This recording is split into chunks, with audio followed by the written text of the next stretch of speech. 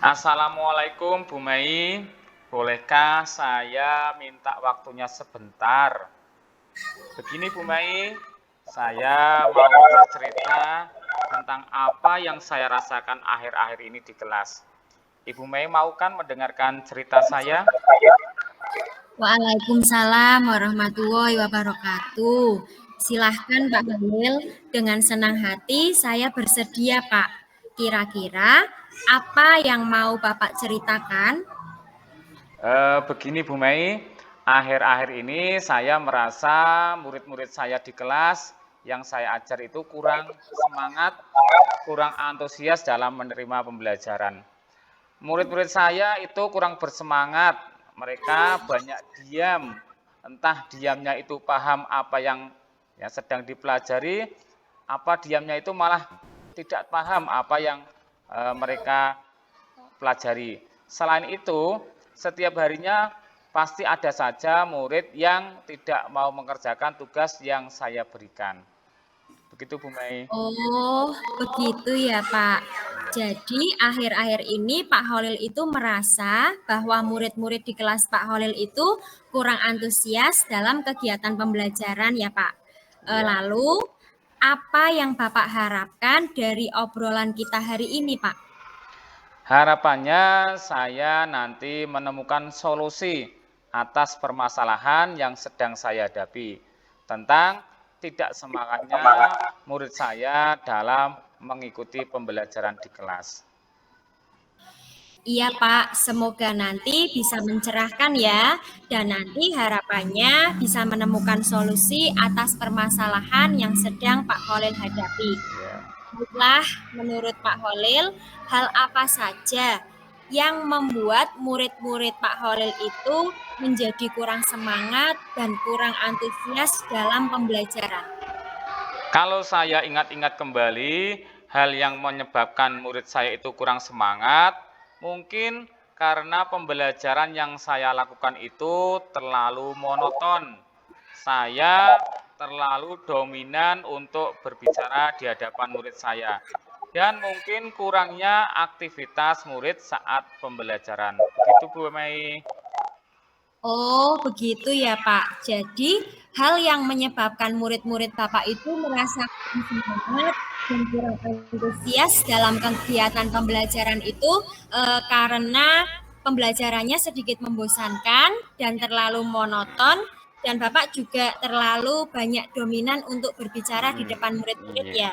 Iya. Eh, Kira-kira apa saja yang dapat membuat murid-murid Pak Holil itu menjadi lebih bersemangat atau antusias lagi Pak dalam kegiatan pembelajaran?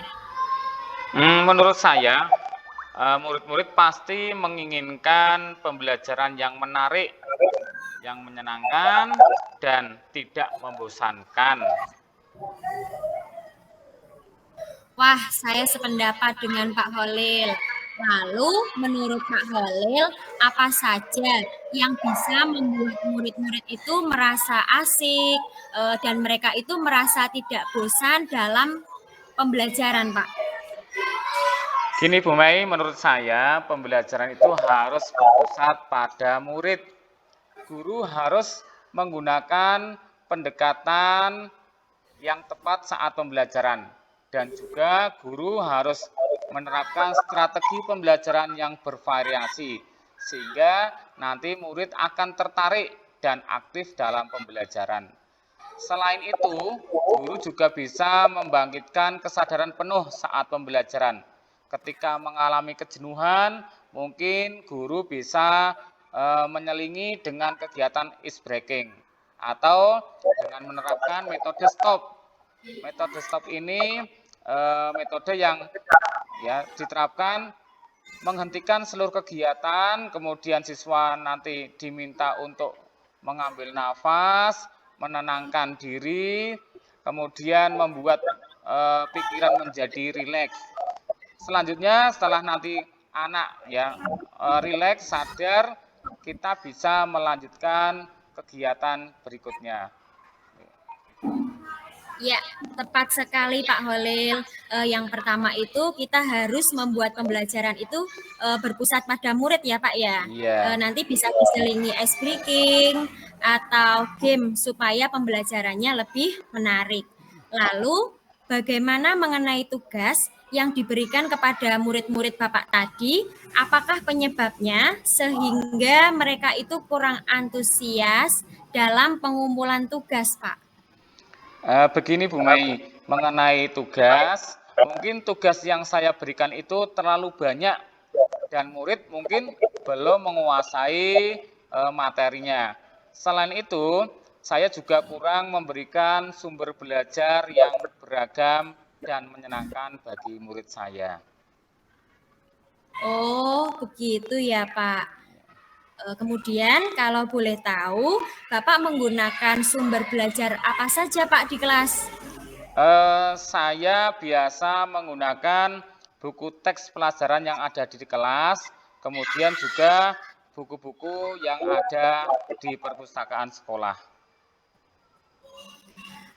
Adakah sumber belajar selain buku teks, Pak? Saya pikir banyak sekali Bu sumber belajar. Sumber belajar itu tidak harus melalui buku teks. Lingkungan sekitar juga bisa kita jadikan sebagai sumber belajar. Selain itu, kita bisa memanfaatkan sumber belajar lain seperti video pembelajaran yang ada di YouTube, materi berupa artikel-artikel di blog internet, gambar-gambar yang menarik di internet, atau kita bisa juga menggunakan aplikasi yang sedang tren sekarang ini seperti aplikasi TikTok, Snack Video, dan lain sebagainya. Nah, betul sekali Pak Holil. Saya yakin sekali bila Bapak bisa menggunakan berbagai sumber belajar tadi, atau bisa dari YouTube, bisa dari artikel, atau dari aplikasi seperti TikTok, pasti akan membuat murid-murid lebih antusias dalam pembelajaran. Jadi, sekarang apa rencana Pak Holil untuk menyelesaikan permasalahan ini, Pak? Untuk menyelesaikan masalah ini, saya akan merancang pembelajaran yang menyenangkan. Yang menyenangkan itu dengan menerapkan strategi pembelajaran yang tepat, kemudian menggunakan sumber belajar yang beragam atau bervariasi. Kemudian saya juga bisa menerapkan pembelajaran di luar kelas agar murid tidak jenuh atau bosan. Kalau di luar kelas kan suasananya suasana yang mungkin lebih menyenangkan daripada hanya di dalam kelas.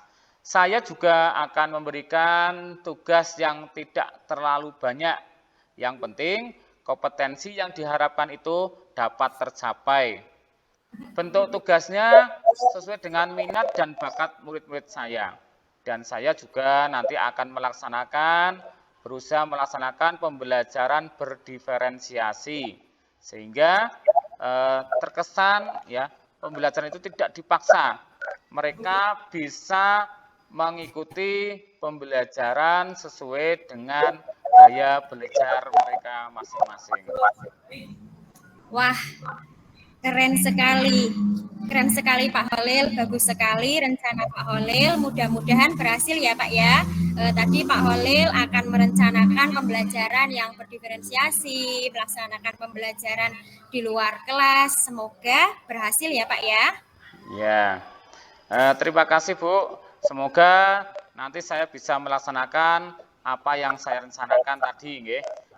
Ada strateginya kita ya sudah siapkan, terus alat-alat media pembelajaran sudah dipersiapkan, bahkan sampai kita atau saya bisa menerapkan pembelajaran berdiferensiasi.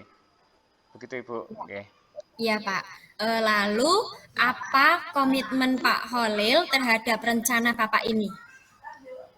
Saya akan berkomitmen untuk selalu membuat pembelajaran itu selalu menyenangkan, ya, membuat pembelajaran yang menarik dan pembelajaran yang selalu berpusat pada murid. Dengan istilahnya saya akan menerapkan Merdeka Belajar bagi murid-murid saya. Begitu, Ibu. Wah, bagus sekali Pak Holil. Saya sangat mendukung rencana Bapak. Mudah-mudahan semuanya berjalan dengan lancar, sesuai dengan harapan ya Pak ya. Tetap semangat Amin. Pak Holil. Ya. Nah, terima kasih Bu Mei sudah meluangkan waktunya untuk sharing. Tapi ada sedikit saya cerita tambahan Bu Mei. Mungkin saya di dalam pembelajaran itu masih butuh bimbingan, butuh motivasi dari teman satu sekolahan seperti Bu Mei. Ini saya masih butuh mungkin butuh motivasi, butuh bimbingan sehingga nanti saya itu bisa menerapkan pembelajaran yang benar-benar berpusat pada murid. Kemudian Bu Mei, ini nanti saya juga minta bantuan Bu Mei ketika saya dalam menyiapkan media-media pembelajaran, mungkin di kelas Bu Mei ada yang pas atau ada yang bisa digunakan di kelas saya mohon nanti Bu Mei bisa meminjamkan atau nanti kita bisa berkolaborasi Bu ya untuk membuat media pembelajaran yang nantinya bisa digunakan sehingga nanti pembelajaran itu lebih menarik bagi murid-murid saya. Kemudian Bu Mei ini Saya juga bertanya. Iya Bu, nggih. Ya. Sudah apa belum Pak? Gini Bu Mei, semoga nanti dengan sharing ini, alhamdulillah saya sudah merasa senang Bu Mei bisa mau mendengarkan curhat saya tentang siswa saya dan semoga nanti kita sebagai guru itu bisa menjadi teladan, bisa menjadi guru yang benar-benar dirindukan oleh murid-murid kita. Begitu Pak ya? Ya, saya juga berterima kasih kepada Pak Holil karena Pak Holil itu mau bercerita dengan saya, Pak. Saya itu jujur merasa senang sekali bisa sharing dengan Pak Holil. Alhamdulillah sekarang bisa menemukan solusinya ya Pak ya atas permasalahan yang sedang Pak Holil hadapi dan tanpa kita sadari Pak bahwa ini itu sebenarnya Pak Holil sendirilah yang bisa menyelesaikan masalahnya Pak. Tadi yang menemukan solusi Bapak sendiri ya.